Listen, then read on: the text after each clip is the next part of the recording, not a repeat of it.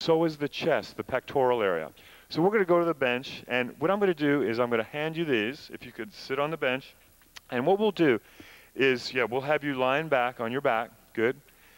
And I'm going to do it the easy way. This, as a personal trainer, you're going to hand your client the weights like this. But we're not going to be nice like this to Katie. We're going to require her to pick these off the floor and show you how to do this safely. So Katie, what I'd like you to do is sit up. And I want you to grab one dumbbell and just put it on your knee. Just grab that and put it on your knee. Good. Grab the other one, put it on your knee. Good. Now, you're going to allow your knees to help rock you back into a position so that your back is going to be safe instead of trying to wrench those dumbbells up from the floor. All right? So you're going to lie back and kind of just bring your knees up. Right. Good. Excellent. Excellent. Now, Katie is bringing her feet up onto the bench. If you have a client that has as great a balance as Katie, that's fine, and if the weights are light enough. But as she starts handling heavier weights, then she's going to put her feet on the floor because she'll need that stability to handle that much weight. But since Katie has good balance, we're going to go ahead and do it like this, all right? So the movement is literally going to be a chest press, and it's going to be just like that shoulder press where we bring those arms like in a triangle pattern, and we're bringing them together.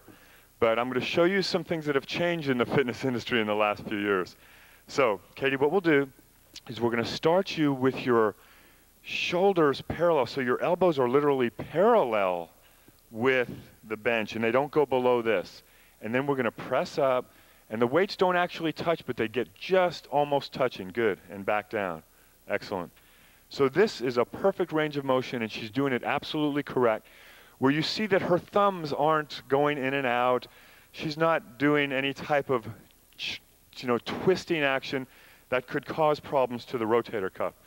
She's also not allowing the elbows to go beyond parallel. And the reason is we're working the pectoral muscles. And this pectoralis major muscle is innervated in this range of motion. When you go beyond parallel, literally ligaments and that rotator cuff is in a tremendously strained position. And that's why you see some bodybuilders and powerlifters who have shoulder problems very early in their career.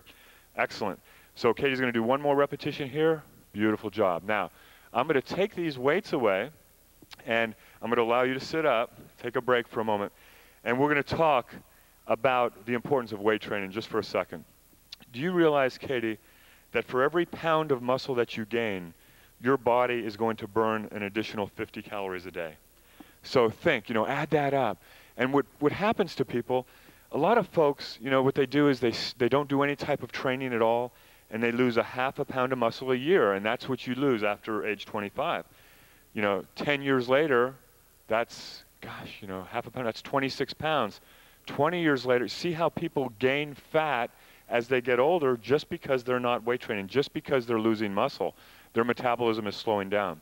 So weight training is the best way to increase your metabolism, and that's why we're going to continue our program. You ready to go?